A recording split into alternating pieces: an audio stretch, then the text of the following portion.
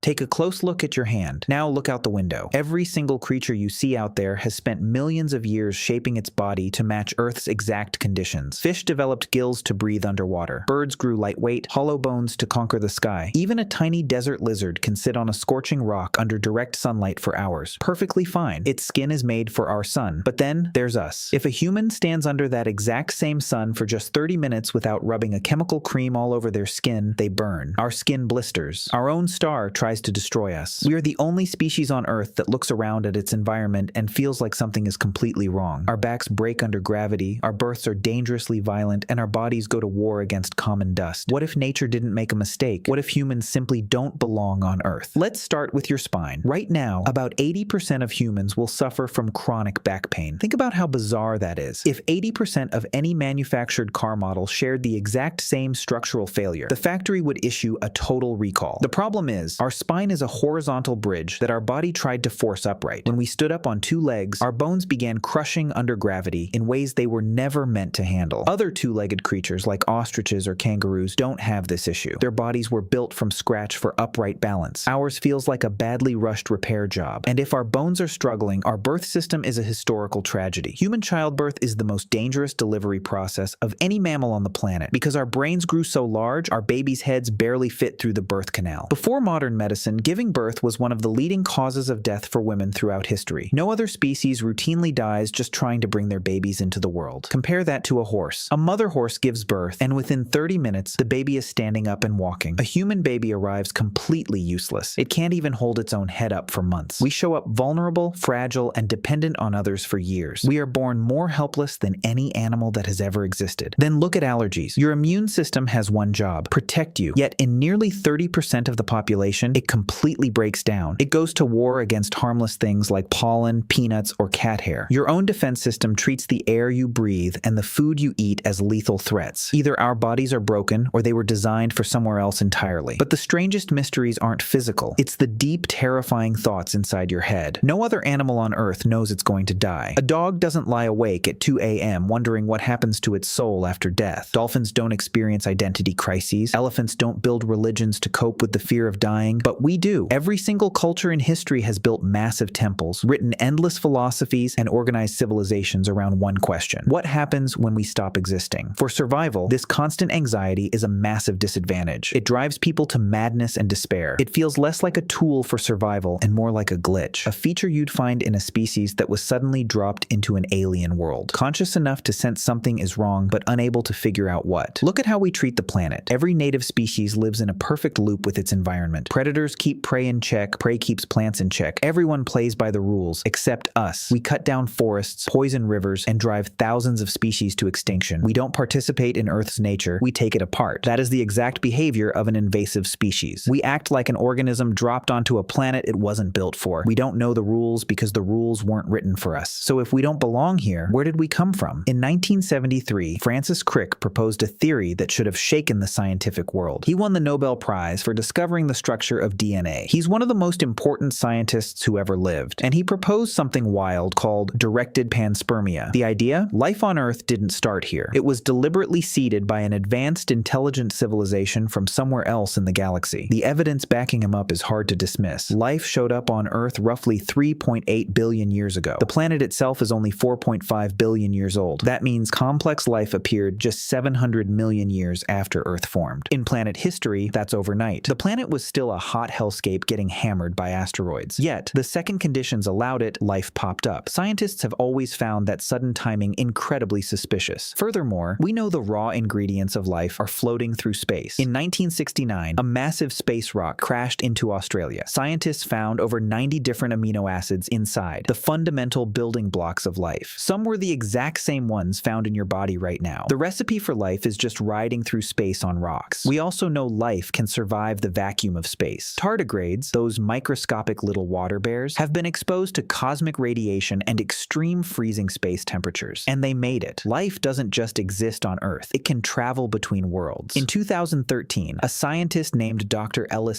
published a book called Humans Are Not From Earth. He pulled together all the evidence: the sunburns, the back pain, the allergies, the dangerous births, even our internal biological clock naturally preferring a 25-hour cycle over Earth's 24-hour day. He argued these aren't random mistakes of nature. They are signs we came from somewhere else. It's a great story, but normal science has a different answer for it. It's called the evolutionary mismatch, the body-environment disconnect, and it might be even more interesting than the alien theory. Take back pain. We only started walking upright 6 million years ago. Nature moves very slow. Our spines haven't had enough time to figure out this standing thing. We are walking around in a prototype body that never got its final update. Sunburn? We lost our body hair to cool down while running for hours under the hot African sun. Sweat works better on bare skin than through fur. We traded our protective coat for the ability to outrun and out-endure every animal on the planet. The sunburn is just the price we pay. Even our destruction of nature makes sense. We evolved in tiny groups where resources felt endless. Our brains are wired for immediate survival, finding food today so we don't die tomorrow, not managing a global ecosystem. We aren't alien invaders. We're just an animal that got way too powerful, way too fast for its own ancient brain wiring to handle. So that settles it, right? Well, not quite, because science still can't explain one major thing: our speed. No species in the 4 billion year history of life has ever accelerated like us. Dolphins have been around for 50 million years. They are smart, they communicate, yet they have never built a single tool. Chimpanzees figured out how to use sticks 4 million years ago. They haven't upgraded that technology since. And then there's us. We went from sharpened rocks to nuclear weapons in just 2 million years. From fire to the International Space Station. From cave paintings to artificial intelligence. 200 years ago, we didn't have railroads. A century ago, commercial airplanes didn't exist. 80 years ago, we hadn't been to space. 35 years ago, there was no internet. Nothing in history has ever moved at this speed. Nothing even comes close. Scientists think it was language, or cooking food, or a lucky brain mutation. All played a role, but none fully explain the sheer speed of it. Every other smart species took tens of millions of years to adapt. We went from being a fragile prey animal to running the planet in a historical blink of an eye. The most honest answer science has right now is, we don't fully know how we did it. Look, it's probably not true that we are aliens. The genetic links connecting us to Earth's tree of life are too strong. We share DNA with almost everything here. The disconnect theory handles most of the weird stuff about our bodies. We are almost certainly a product of this planet, but almost certainly is not definitely. And when the man who decoded DNA looks at the evidence and says something doesn't add up, you listen. That's just science doing what it does best, asking uncomfortable questions. Maybe our restlessness isn't a flaw. Maybe it's a clue. Because if we are from here, we are the strangest thing this planet has ever produced. A species that burns in its own sunlight, breaks under its own gravity, and can't stop looking at the sky wondering where it came from. And if we're not from here, then we've been trying to find our way home for 200,000 years. As you watch this video on a glowing screen that your body wasn't built to handle, you might want to look up at the stars tonight, because we've been trying to find our way back home for a very long time. And most of us don't even know it. Maybe that deep feeling of not fitting in isn't just in your head. Maybe it's buried deep inside your genetics. We built great cities, invented complex machines, and covered the globe, but we still feel like lonely travelers. So the next time you look at the night sky, ask yourself, are we just smart animals looking up at space, or are we long-lost travelers simply looking back at where we actually belong?